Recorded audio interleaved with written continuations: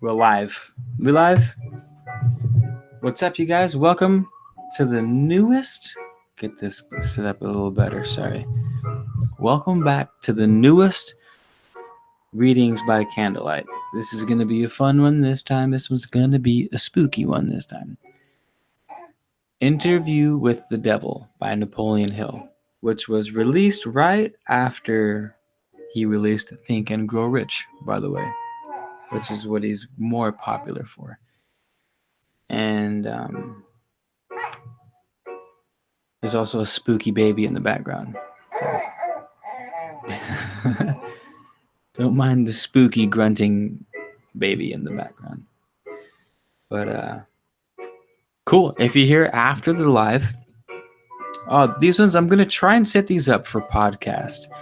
So I'll be shooting them live as per usual, but then uploading them onto iTunes and whatever other podcast systems that are out there. So I'll be doing this one a little differently. I'm not going to talk too much during the reading, other than the reading itself. And I'll be doing some commentary when I see appropriate, but I'll try to keep it to a minimal to not pull away from the story too much. But I'm stoked. This one's going to be fun. So that being said,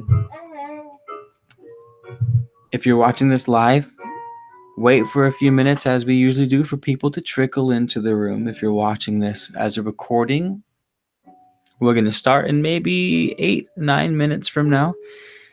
And we're just going to have fun with it. So a little background. Napoleon Hill is one of the debatably the most influential self-help writer, speaker of the entire 20th century. He interviewed Andrew Carnegie Art Museum, if any of you guys have been to that spot in LA. Basically interviewed the most financially successful minds for 2 decades and consolidated it into books. That's where Think and Grow Rich came from. But that's not even his most prominent piece of work. He's got quite a few books that you guys should check out. I was a late bloomer to this Interview with the Devil, which is an amazing little... I haven't actually read it yet, so it's going to be a first for all of us. But it's a conversation between the devil and himself.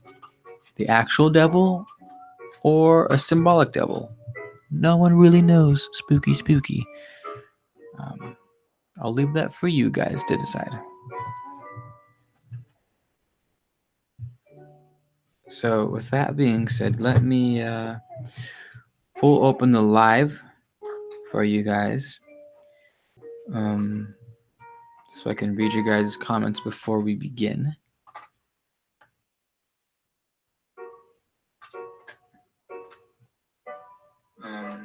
So I can read your guys' comments. Johnny Ray Brampton, what's cracking? Nice to have you here. You love babies? We all love babies. I think we all love babies. How you doing, Johnny Ray? How's everyone doing in the room tonight? How's the squad doing? To everyone listening on the podcast, how are you guys doing? Can't hear responses, but I feel them. It's a nice, pleasantly nice early summer evening out here in Santa Barbara, California. Can't complain too much.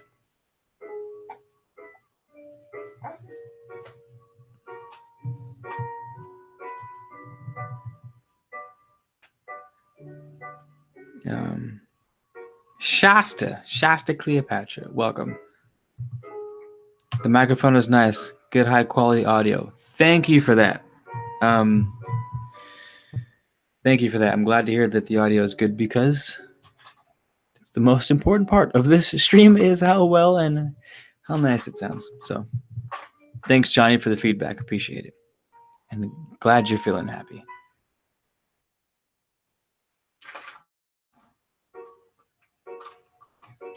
I wrote a little music piece that we're listening to in the background. It's only like 2.5 minutes long, so Bear with me on the repetition, but when we start reading, it'll settle in. It'll be real nice. I went for the spooky New Orleans vibe, spooky jazzy New Orleans voodoo master vibe. Jade Star, to answer your question, yes, it is the same book as Outwitting the Devil. Took me a while to figure this out, but Interview with the Devil begins at the 3rd chapter, and it's its own thing, I guess, within Outwitting the Devil. I skipped all that and went to the most interesting part, which is the conversation he actually had between the devil and himself. Nappy. I hope you got nappy. Got feeling that happy nappy roots.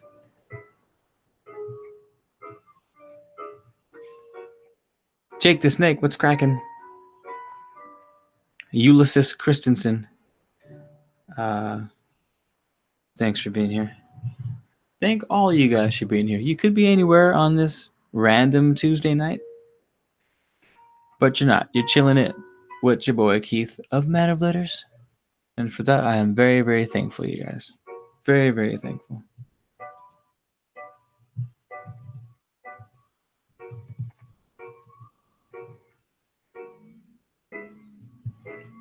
And you're welcome.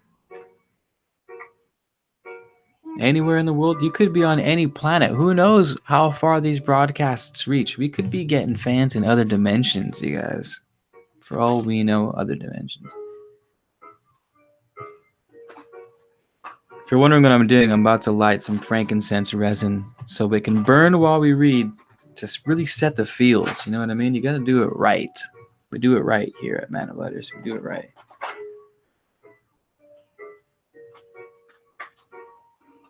Jake the Snake. Here, Lady of Fire. Fans on Saturn. Fans on the rings of Saturn. Aloha from Hawaii. All right, this is off topic, but I tried to buy a Palo Santo tree, and the seller was based in Hawaii, and I lost the bid, and I was so pissed. I fucking should have won. I lost. Isabella watching from St. Louis. We got St. Louis fans. We got Saturn fans. Ooh, it's 9 o'clock. It's 9 o'clock. Maybe we should start at 9. Hey, sweetie pie. How you doing over there? Looking all spooky in the candlelight. Looking all spooky in the candlelight over there.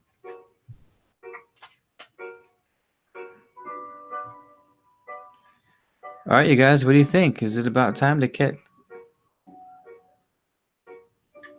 Ooh, Ulysses, thank you. I'm looking for the Palo Santo tree, though. Not the incense, not the resin, not the essential oil. A straight up living tree. I want the Palo Santo tree. So please let me know if you find one of those. I'd be very more thankful than you realize. I was super bummed when I lost. Okay. Cool. We're John Smith. Everyone say hello to John Smith. Special shout out to him because he's helped me do a lot of stuff, Man of Letters, behind the scene. Because it's very difficult to run a YouTube channel. And he's helping a lot. So thanks, John Smith. I really appreciate that.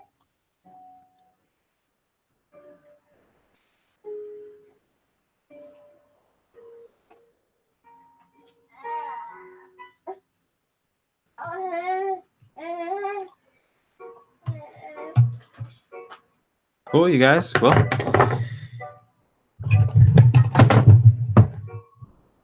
we shall commence.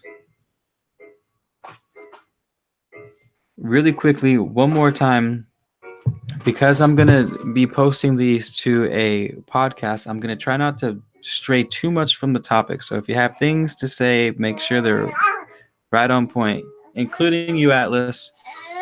And I'll try to keep to the story as much as I can.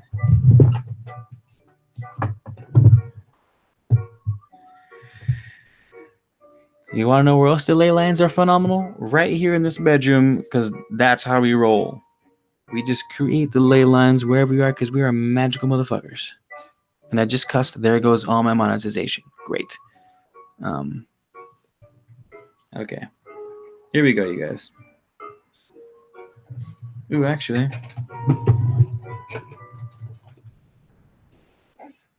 forgot about the oregano. Make sure you guys get your glasses of wines and your oreganos, because we're not stopping until break.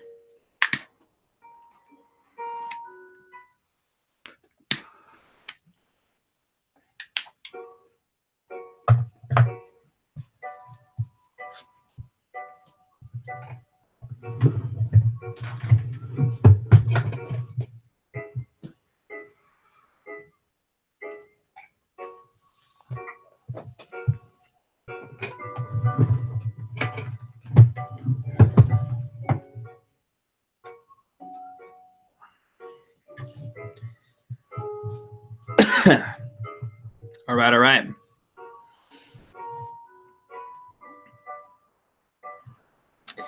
And here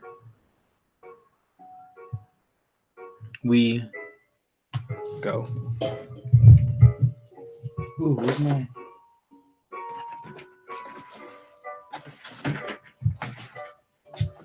Where's my resonant? Oh, just getting counted.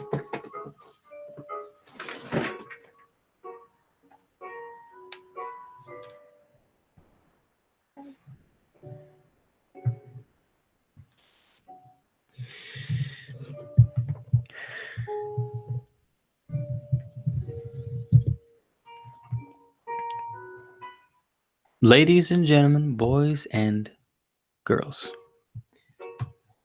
welcome to Readings by Candlelight. I am your host, Keith Garcia, your man of letters, here to bring you knowledge, information, and a bit of entertainment, and just a smidgen of spooks.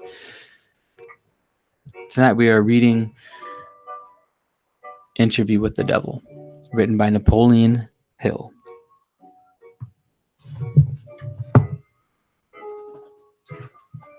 Music provided by Man of Letters, with some spooks.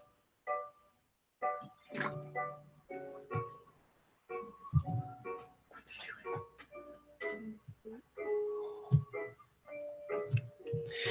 And here we go.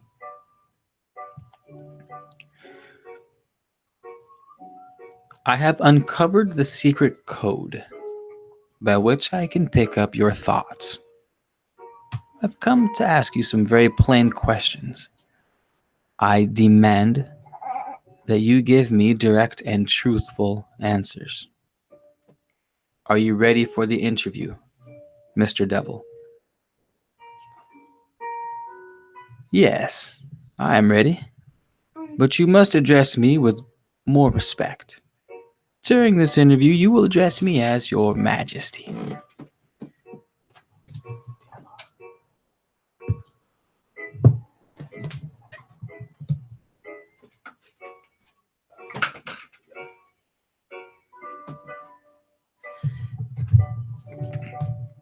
My bad for the false start, you guys. I gotta fix this mic real quick.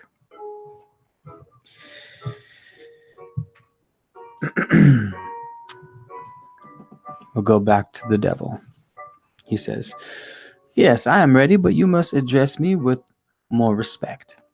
During this interview, you will address me as Your Majesty. By what right do you demand such royal respect?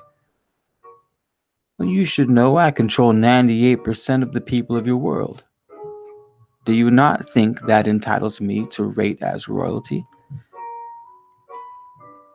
Have you proof of your claim? Yes, plenty of it. Of what does your proof consist? Well, of many things.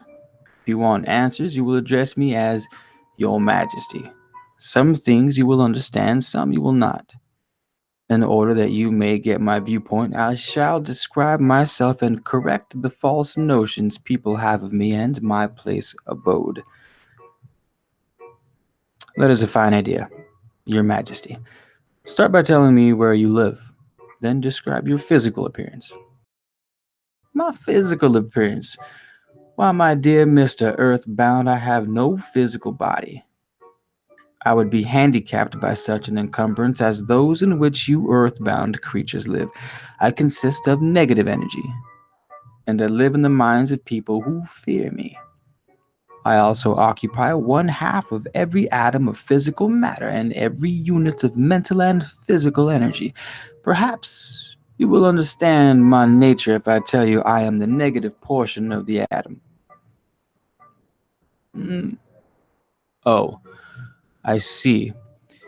I see what you are preparing to claim.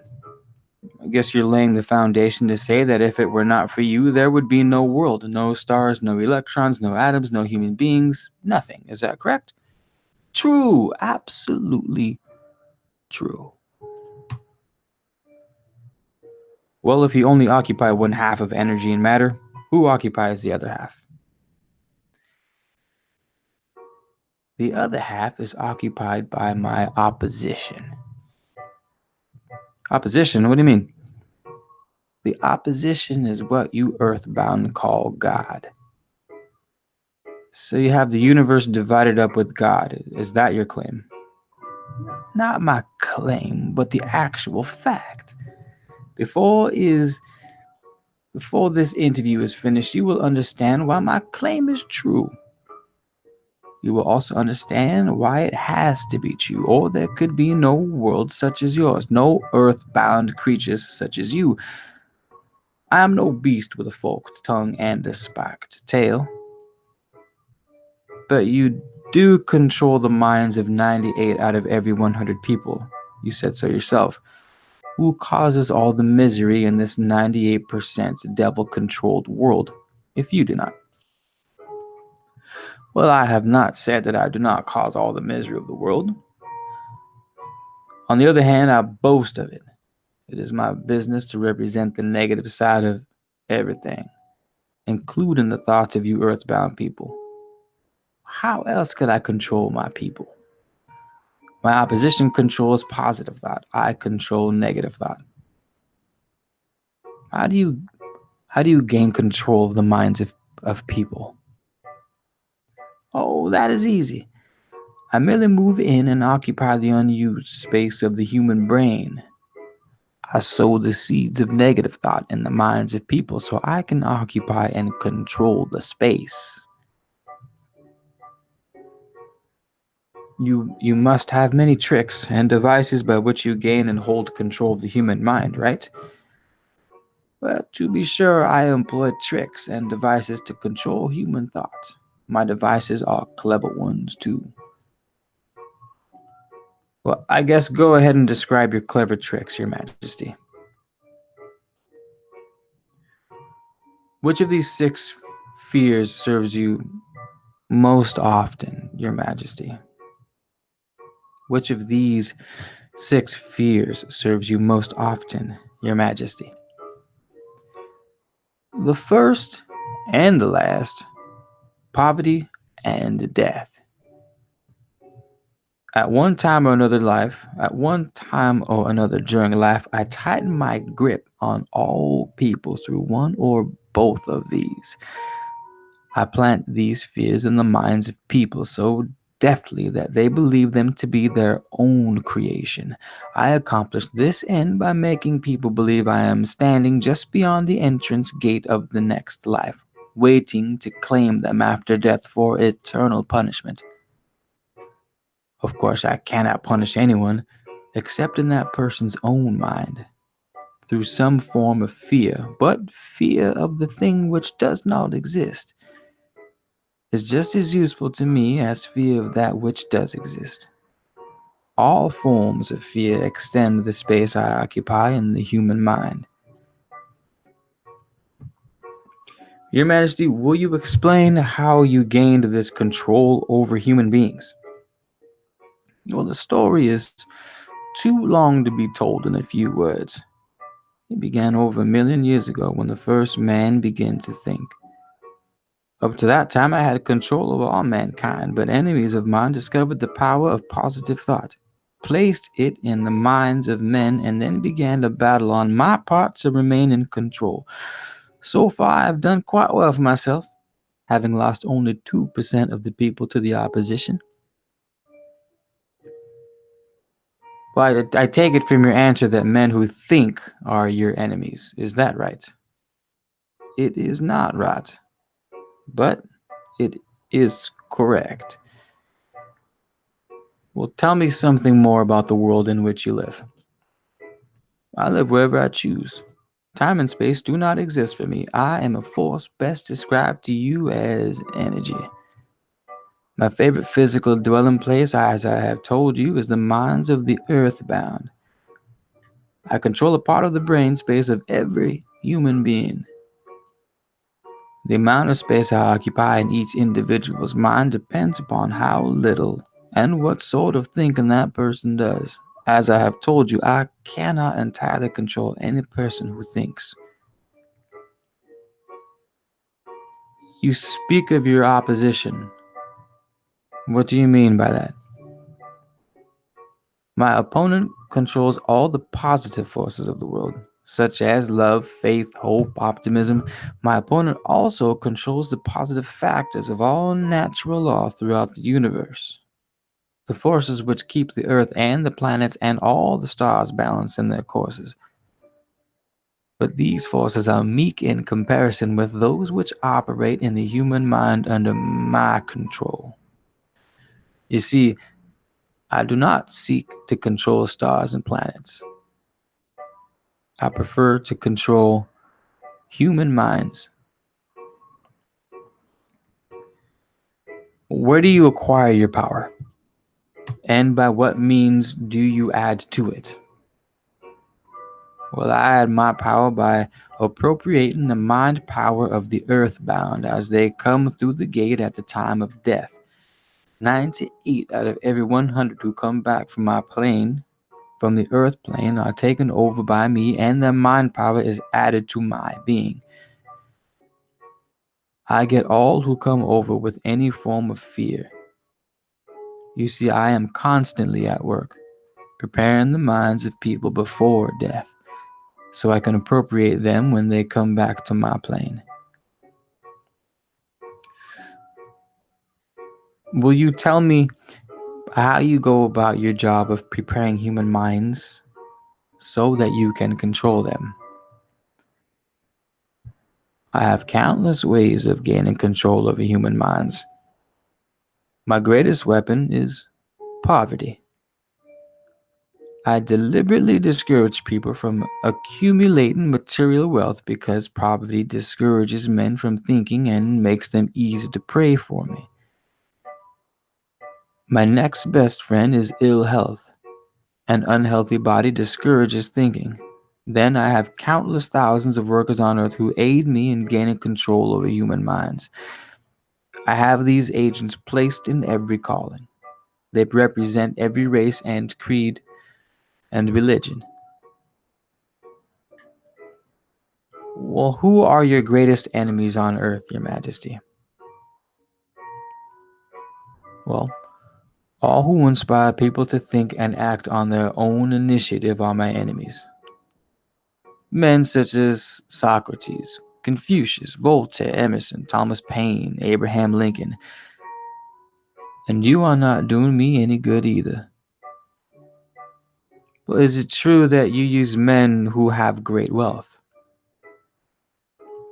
As I have already told you, poverty is always my friend because it discourages independence of thought and encourages fear in the minds of men.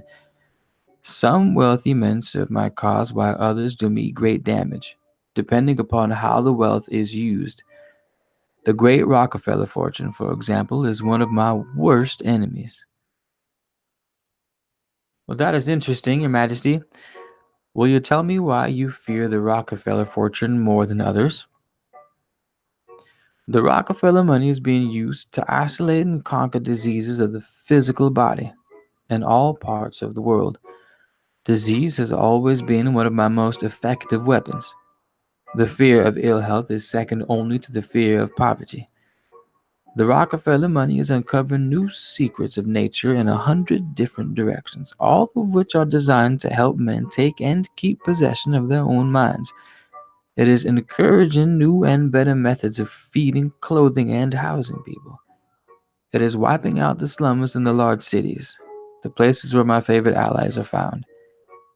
It is financing campaigns for better government and helping to wipe out dishonesty in politics.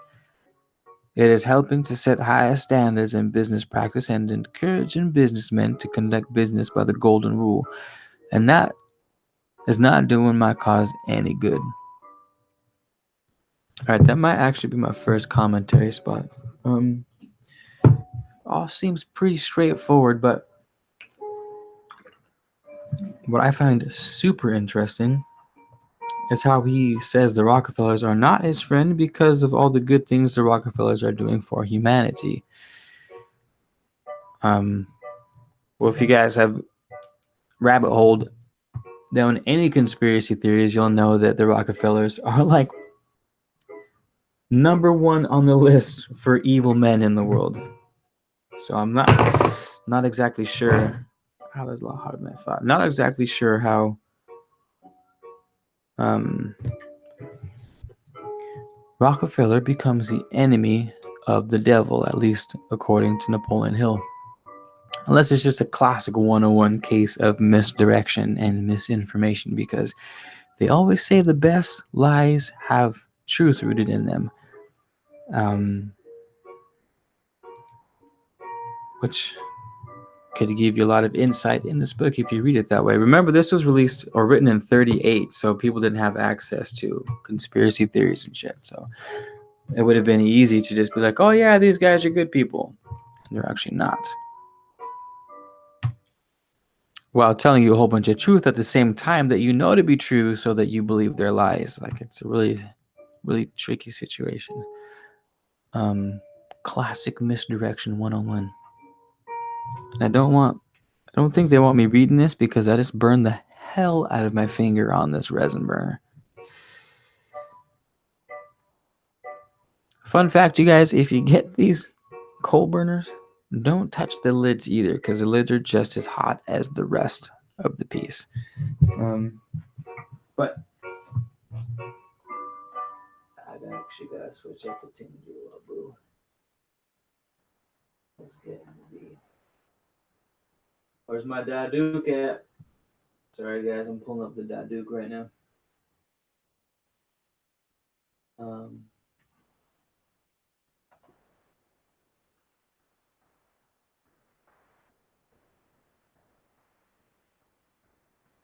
no, where's it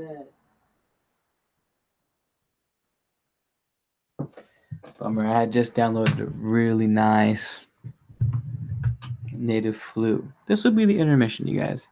You need to drink some water, repack your bowl of oregano, pour another glass of wine, use the restroom. Do so now. It's our intermission. I gotta figure out the next tune. Give me a sec.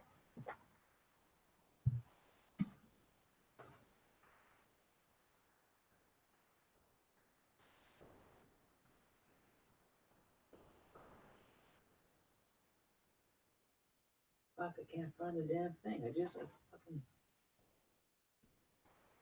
Did I not do this?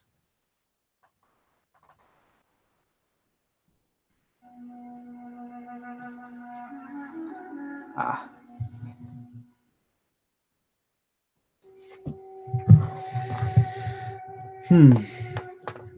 Oh, my finger hurts. All right, you guys. How you feeling? How's everyone doing out there? Is this a nice little intermission for y'all? I don't know why I'm getting hints of like a southern accent. Like straight mid 1800s South Carolina thing slipping in there. I was like trying to be something and it's coming out something else. So we're just gonna lean with it, rock with it for the time. I could put on an Irish accent. Well, that might be kind of weird if the devil speaks Irish from now. Or I could do the interviewer in an Irish accent. That would be fun.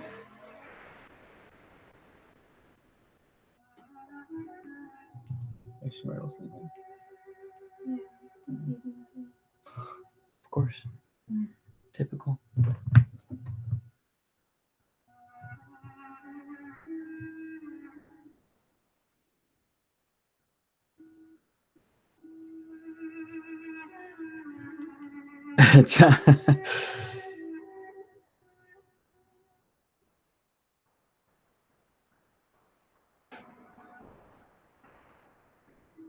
Put lavender essential oil. Yeah, that's true. I have lavender oil right here. I could probably just rub it on the burn, can I?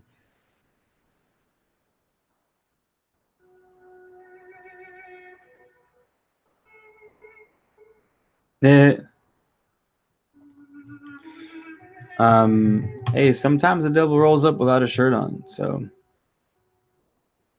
we're trying to keep the vibe here. We're gonna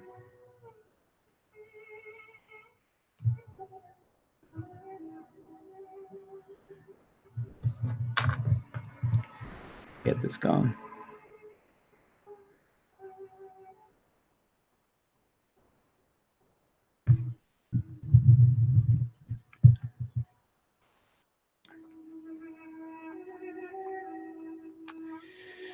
Where are we? Yada yada yada.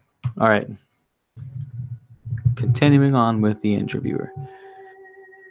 What about these boys and girls who are said to be on the road to hell? Are you in control of them? Well, I can answer that question only with yes and no. I have corrupted the minds of the young by teaching them to drink and smoke, but they have me baffled through their tendency to think for themselves. You say you have corrupted the minds of the young people with liquor and cigarettes. I can understand how liquor might destroy the power of independent thought, but do not see what cigarettes have to do with helping your cause. You may not know it, but cigarettes break down the power of persistence. They destroy the power of endurance. They destroy the ability to concentrate. They deaden and undermine the imaginative faculty and help in other ways to keep people from using their minds most effectively. Do you know I have millions of people, young and old, of both sexes, who smoke 2 packages of cigarettes a day? That means I have millions of people who are gradually destroying their powers of resistance.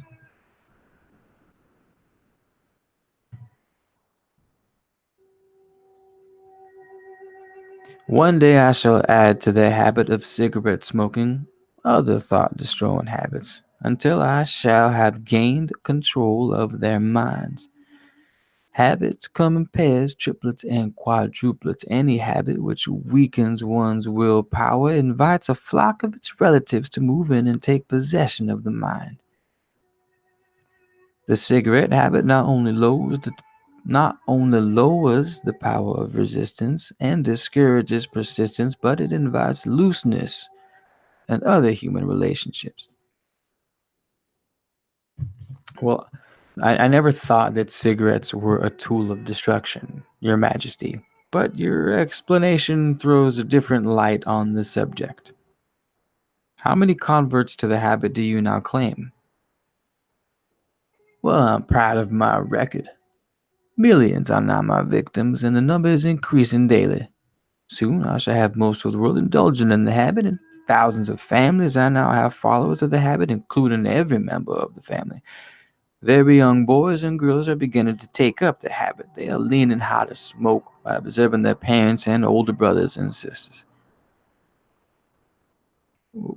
Which do you consider to be your greater tool for gaining control of human minds, cigarettes or liquor? Well, without hesitation, I would say cigarettes. Once I get a young person to join my 2 package a day club, I have no trouble in inducing that person to take on the habit of liquor, overindulgence of sex, and all other related habits which destroy independence of thought and action. Your Majesty, when I began this interview, I had you all wrong. I thought you were a fraud and a fake, but I see now that you are quite real and very powerful. Your apology is accepted. But you need not have bothered. Millions of people have questioned my power, and I got most of them at the gate as they came over. I ask no person to believe in me. I prefer that people fear me. I am no beggar. I take what I want by cleverness and force. Begging people to believe is the business of my opposition, not mine. Your Majesty, will you please pardon my rudeness? But I would not be able to look myself in the face again if I did not tell you, here and now, that you are the damnedest fiend ever to be turned loose on innocent people. I always had the wrong conception of you. I thought you were kind enough to let people alone while they were living, that you merely tortured their souls after death. But now I learn from your own brazen confession that you destroy their right to freedom of thought and cause them to go through a living hell on earth. What do you have to say to that? I get what I want by exercising self-control. It is not so good for my own business, but I suggest you emulate me instead of criticizing me. You call yourself a thinker, and you are. Otherwise, you would never have forced this interview on me. But you will never be the sort of thinker that frightens me unless you exercise greater control over your own emotions.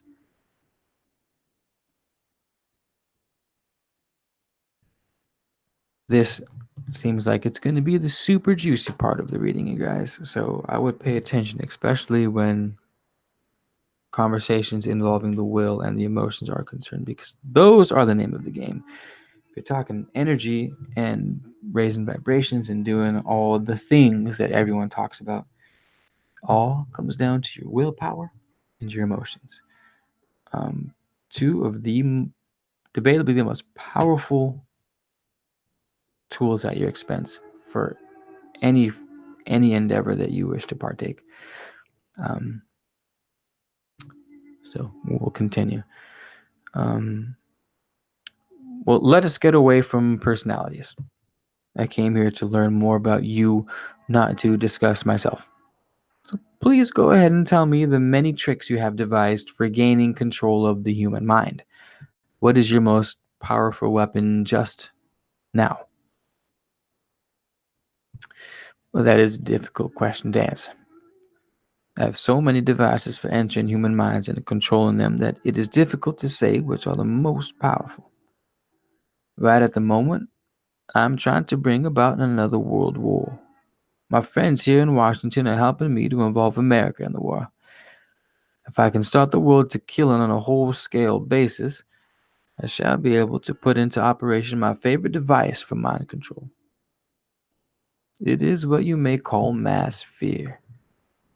I used this device to bring about the other World War in 1914. I used it to bring about the economic depression. And if my opposition had not double crossed me, I would now be in possession of every man, woman, and child in the world. You can see for yourself how near I came to world domination, the thing I have been struggling to attain for thousands of years.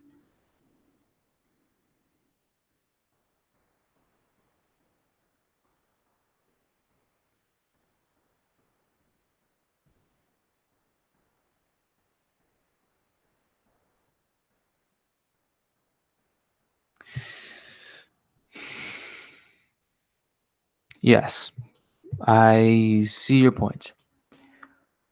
Who wouldn't? You are a very ingenious manipulator of the minds of people. Is your devilish business card carried on only through people of high position and great influence? Well, no, I use the minds of all people in all walks of life. As a matter of fact, I prefer the type of person who makes no pretense of thinking. I can manipulate that sort of person without difficulty. Could not control 98% of the people of the world if people were skilled in thinking for themselves. I'm interested in the welfare of those people whom you claim to control. Therefore, I wish you to tell me all of the tricks by which you enter and control their minds. I want a complete confession from you. So begin with your cleverest trick. Well, this is suicide. You are forcing on me, but I am helpless. So settle down, and I will place in your hands the weapon by which millions of your fellow earthbound will defend themselves against me.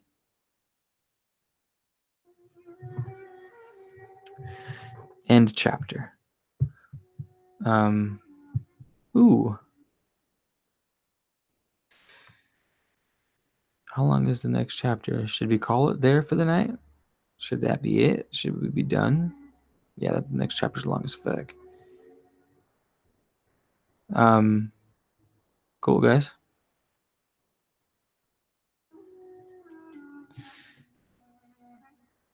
Yeah, chapter 5. That's a long chapter after that.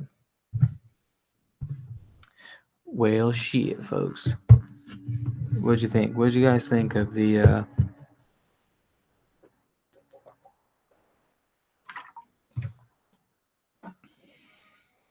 summary, end of chapter discussion?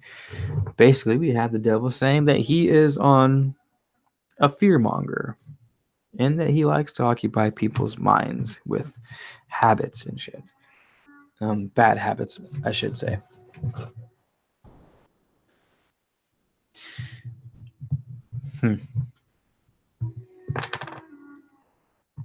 Sounds pretty straightforward thus far, no?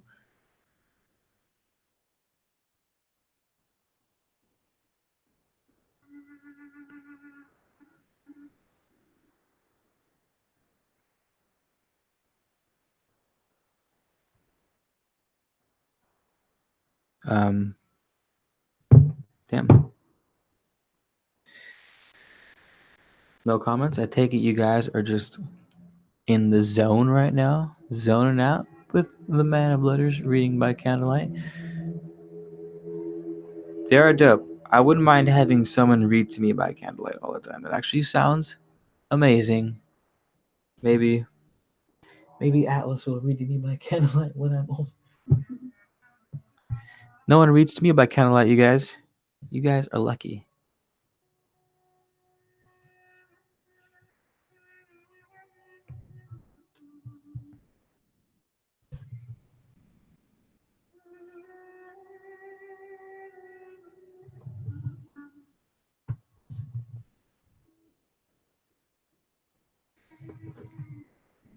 It's cool. I'm burning frankincense right now, like they do in the churches. So I'm like interviewing the devil, but have the frankincense burning off to the side.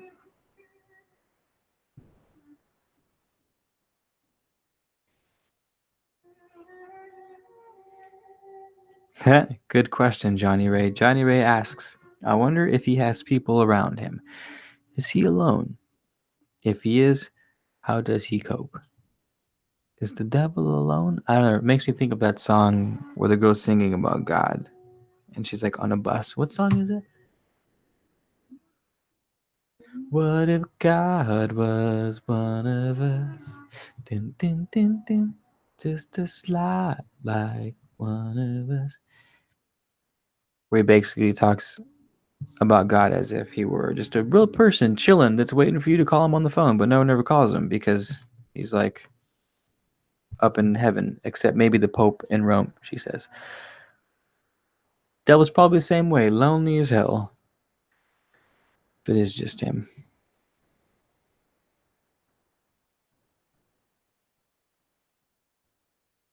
The devil sounds like a corrupted freethinker. Interestingly said, Candy Mikowski. Interestingly said. I would say the devil is a corruption of something that was pure. Even as far down as maybe that's why the devil. Throughout time, the devil has been someone in most cultures, someone that is like a trickster. It like plays off your fears and plays off your loves and stuff. But they twist the truth. But I think the quote unquote devil twists the truth because the devil is twisted truth, right? Because if we all come from source, from God, um, That means that light is the positive side or the higher side, and darkness is the lower. But they're still connected. So that there has to be truth in the devil for the devil to exist, because the devil is twisted truth. So when you say that the devil sounds like a corrupted free thinker, I think you're fucking spot on. I need to stop cussing. I'm not gonna be able to monetize this on the podcast. Darn it. Gosh darn it. G Gawler, hopscotch. What was that? Yes. But my guess is that throughout this interview, we're going to be hit with a lot of truth and then some twisted ass shit. Because, damn it, there I go again. Because that's how the devil works, and that's why it's so easy to slip into the dark side, or slip into greed, or to slip into envy, or to slip into like these negative mind states, is because negative is positive, and for something to be positive there has to be negative, and vice versa, and the negative is, or the lies is the twisted truth, so you have to have the truth to start to twist it. And the big time hermetic principle behind that, which I bet you they don't talk about in this, at least maybe they hint at it, is that to escape that is to rise above the swing of the pendulum. One would argue to rise above light too, because light again implies darkness. Light is something that can be labeled, and oneness cannot be labeled because it's the all. It's not even infinity, because infinity is contained within the all. So that thing has no definition. It has no polarity. It is above light and dark. It is above love and hate. It is above fast and slow. All the things that exist out here are just extensions of that. Mm.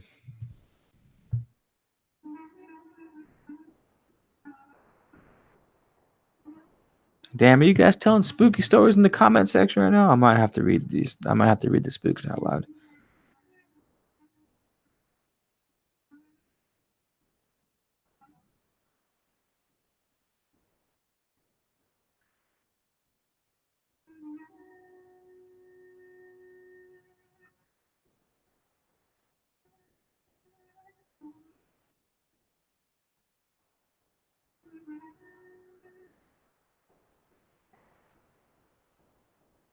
Holy shit. My bad, you guys. I just blacked out because I read.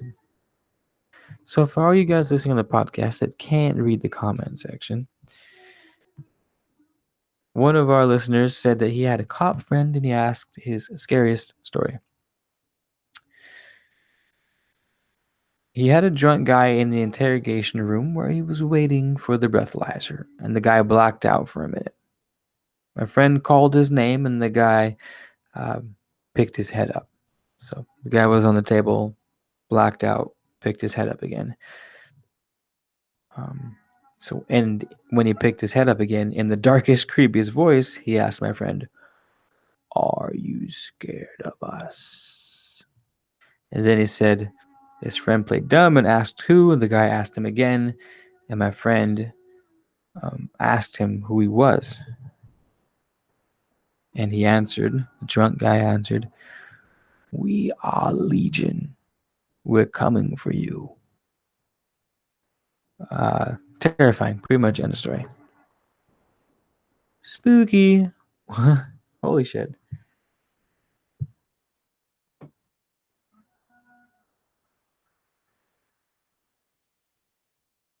Lost the live chat. Damn, dude, that's super creepy. Oh, man, I'm hungry.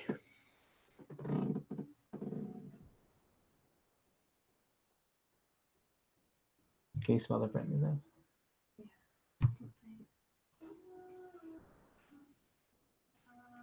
I feel like the more I smell it, the more the smell changes. I feel like it almost smells like something new. Like it takes me to a new place now when I smell it. Can't explain it.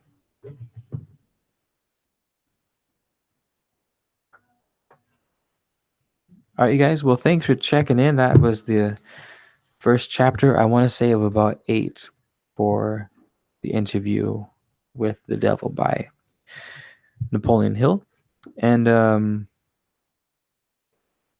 if that is it, And I think we're done. If we have anyone new in the squad in the room right now, feel free to subscribe to the channel and hit the bell notification so that you're notified when I go live and post videos. Otherwise, it only advertises to like 12% of your following when you release new things. So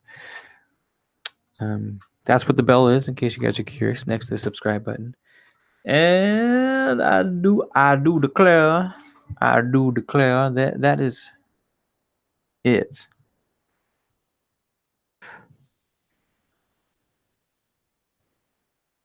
So thank you guys for being here. Thank you for joining us in another Man of Letters, reading by Candlelight. I will I'll see you guys soon, yeah?